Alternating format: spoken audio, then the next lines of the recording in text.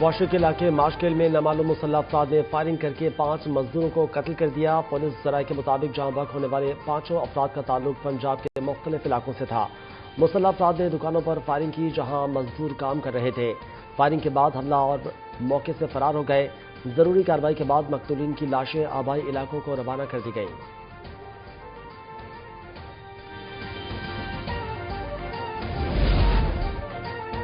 وزیر اعلیٰ بلوچستان کی ماشکل میں نہتے اور بے گناہ مزدوروں کے بہیمانہ قتل کی شدید مذمت۔ کہنا تھا کہ شہید ہونے والے صرف پنجابی مزدور نہیں تھے، وہ پاکستان کے شہری محنت کش اور ہمارے اپنے بھائی تھے۔ پاکستان کی ریاست دہشت گردی کے سامنے نہ کبھی جھکی ہے نہ کبھی جھکے گی۔ آخری دہشت گردی کے خاتمے تک یہ جنگ پوری قوت کے ساتھ جاری رہے گی۔ پاک فوج ایف سی بلوچستان اور پولیس کا مشترکہ آپریشن شبان جاری ہے۔ سیکیورٹی فورسز کی فتنہ الخارج کے خلاف علاقے میں ہوائی اور زمینی کارروائیاں۔ سیکیورٹی ذرائع کے مطابق تازہ آپریشن میں مزید 4 خارجیوں کو جہنم واصل کیا گیا۔ مارے جانے والوں کی مجموعی تعداد 71 ہو گئی۔ 5 جولائی سے اب تک آپریشن شبان اور دیگر انٹیلیجنس بیسڈ آپریشنز میں مجموعی طور پر 109 خارجی دہشت گرد ہلاک ہو چکے۔ وزیر داخلہ محسن نقوی نے سیکیورٹی فورسز کی کارروائیوں کی سراہا، کہا کہ دہشت گردوں کے خلاف آپریشن پوری قوت کے ساتھ جاری رہے گا۔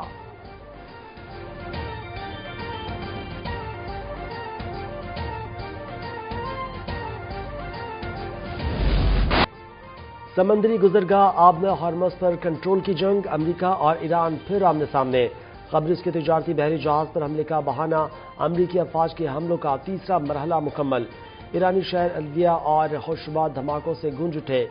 قسم بندر عباس میں 3 اور سیرک میں 2 دھماکے ہوئے۔ امریکی سینٹکام کے مطابق تہران کی امن برقرار رکھنے کا موقع دیا لیکن وہ ناکام ہو گیا۔ مبینہ ایرانی حملے کے بعد عملے کا ایک رکن لاپتہ، جہاز کے انجن روم کو شدید نقصان پہنچا۔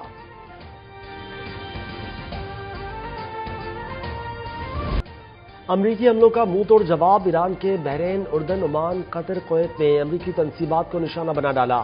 پاسدار نے انقلاب بحریہ کا آبدہ ہارمز حکم ثانی بند کرنے کا اعلان۔ ترجمان کا کہنا ہے کہ ایک بحری جہاز نے غیر منظور شدہ راستے سے گزرنے کی کوشش کی۔ انتباہی فائرنگ کی گئی۔ آئندہ اطلاع تک کسی بھی بحری جہاز کو آبدہ ہارمز سے گزرنے کی اجازت نہیں دی جائے گی۔ دشمن نے واقعے کا بہانہ بنا کر کسی بھی قسم کی غلطی کی تو سخت جواب ملے گا۔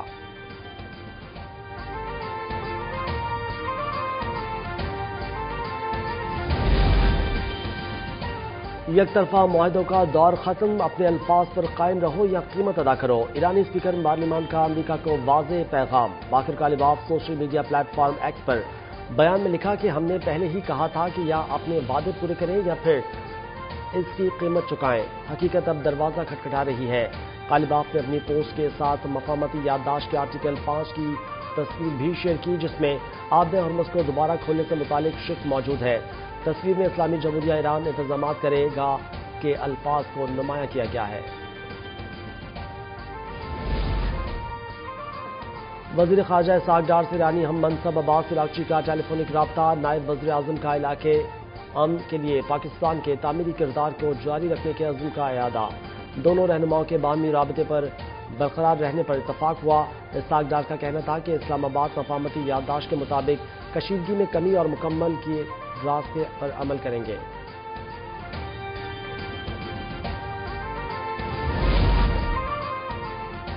سعودی سفیر نواف بن سعید احمد المالکی کی نائب وزیر اعظم اسحاق ڈار سے ملاقات، خطے کی تازہ صورتحال اور باہمی دلچسپی کے امور پر تبادلہ خیال۔ رہنماؤں کا امن مذاکرات، سفارتکاروں کی مشترکہ کوششیں مؤثر بنانے پر زور۔ پاک سعودی عرب دو طرفہ تعاون اور تعلقات مزید مستحکم بنانے کے عزم۔ پاک سعودی شراکت داری کو دونوں ممالک کے مفاد میں مزید وسعت دی جائے گی۔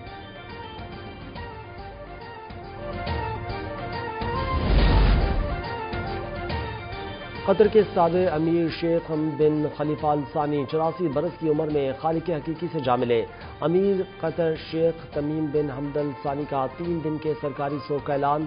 صدر آصف علی زرداری اور وزیر اعظم شہباز شریف کا سابق امیر قطر شیخ حمد بن خلیفہ ال ثانی کے انتقال پر افسوس۔ امیر قطر شیخ تمیم بن حمد ال ثانی اور قطری عوام سے تعزیت کا اظہار۔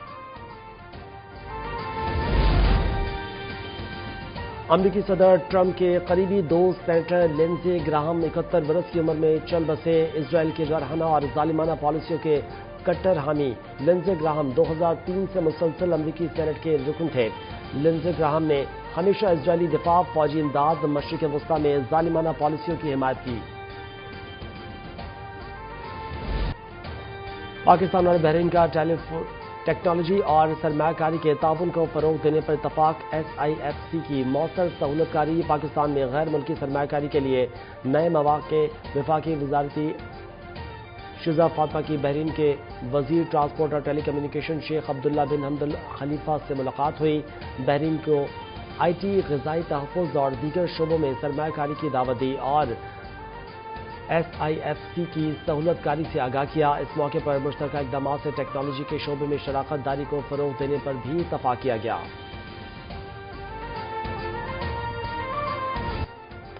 وزیراعظم کی بحری ٹاسک فورس کی پاکستانی بندرگاہوں میں اہم آپریشنل کامیابیاں۔ بندرگاہوں میں جگہ کے انتظام کے کارگو کلیئرنس اور انفراسٹرکچر کے دیرینہ مسائل حل ہو گئے۔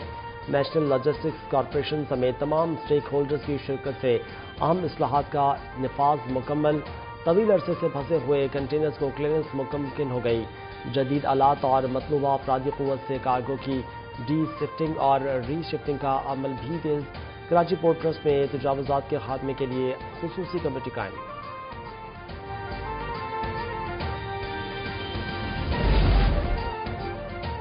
تعلیمی شعبے میں اصلاحات مزید تیز کرنے کا عزم۔ وزیر اعلیٰ پنجاب کی زیر صدارت اسکول ایجوکیشن سے متعلق خصوصی اجلاس۔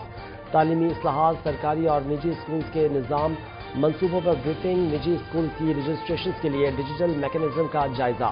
ٹیوشن سینٹرز کی رجسٹریشن کے حوالے سے تجاویز طلب کر لی گئی۔ وزیر اعلیٰ کی ٹیوشن سینٹرز کی ڈیجیٹل میکنگ کا بھی ہدایت۔ پنجاب ایجوکیشن فاؤنڈیشن کے اساتذہ کے لیے ڈیجیٹل ہیلمٹ سسٹم لازمی قرار دیا گیا۔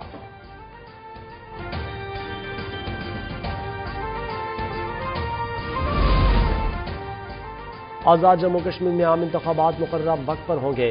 ترجمان آزاد کشمیر حکومت کی مظفر آباد میں DIG کے ہمراہ نیوز کانفرنس۔ کہا کہ وادی میں الیکشن کی تیاری مکمل ہے، تبدیلی کا کوئی امکان نہیں ہے۔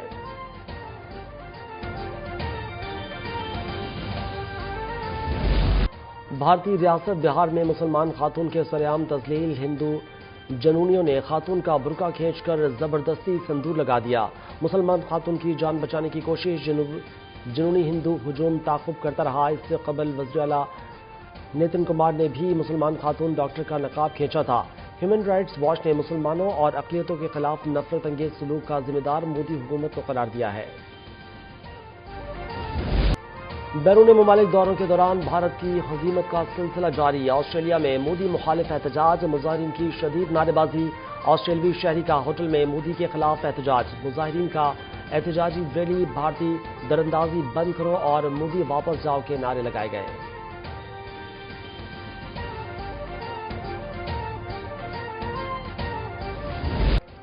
افغان طالبان رجیم میں انسانی حقوق کی بدترین پامالیوں کے خلاف عالمی سطح پر پروازیں اٹھنے لگیں۔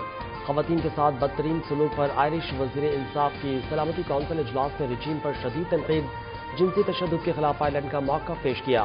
آسٹریلوی صحافی آنا کوری نے طالبان رجیم کے انتہا پسندانہ اقدامات خواتین کے خلاف جنگ قرار دے دیے۔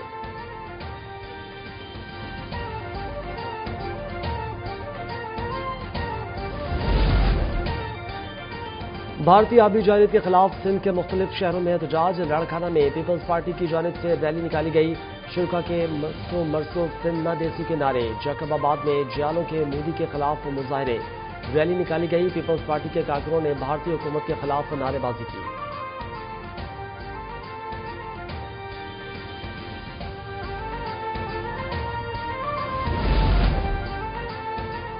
جعلی کینیڈین ویزے پر سفر کی کوشش ناکام، مسافر لاہور ایئرپورٹ پر آف لوڈ۔ اکرام علی کا امیگریشن کلیئرنس کے دوران کینیڈین وزٹ ویزا جعلی نکلا۔ ابتدائی تفتیش کے مطابق کینیڈا بھجوانے کے عوض ایجنٹ اور مسافر کے درمیان 98 لاکھ روپے میں معاہدہ طے پایا۔ مزید کارروائی کے لیے ملزم FIA anti human trafficking circle Lahore منتقل۔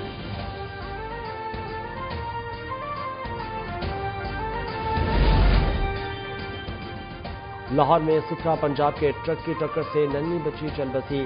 کوٹ لکھپت کے قریب حادثے میں 7 شہری زخمی، مشتعل افراد کا ڈرائیور پر تشدد، ٹریفک وارڈنز کی مداخلت، خلاف مقدمہ درج کر لیا گیا، پولیس تفتیش بھی جاری ہے۔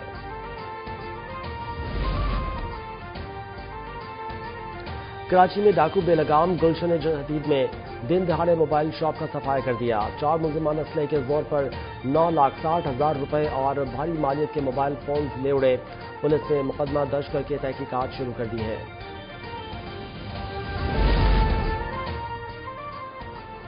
پنجاب کے مختلف علاقوں میں بارش، موسم خوشگوار، وفاقی دارالحکومت اسلام آباد میں بھی بادل جم کر برسے، لاہور کے مختلف علاقوں میں نشیبی علاقے میں پانی جمع ہونے کے خدشے کے پیش نظر متعلقہ ادارے الرٹ ہو گئے۔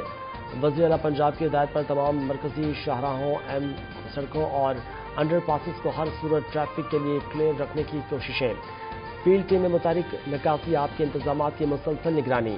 کراچی میں بھی موسم خوشگوار، ابر آلود موسم میں ٹھنڈی ٹھنڈی ہوائیں، شہریوں نے سکھ کا سانس لے لیا۔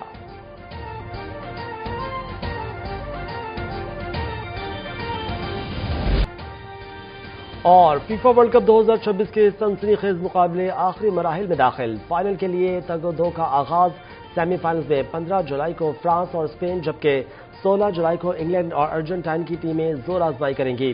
تیسرے اور چوتھے کوارٹر فائنل میں انگلینڈ نے ناروے، ارجنٹینا نے سوئٹزرلینڈ کو ہرا کر سیمی فائنل میں جگہ بنائی۔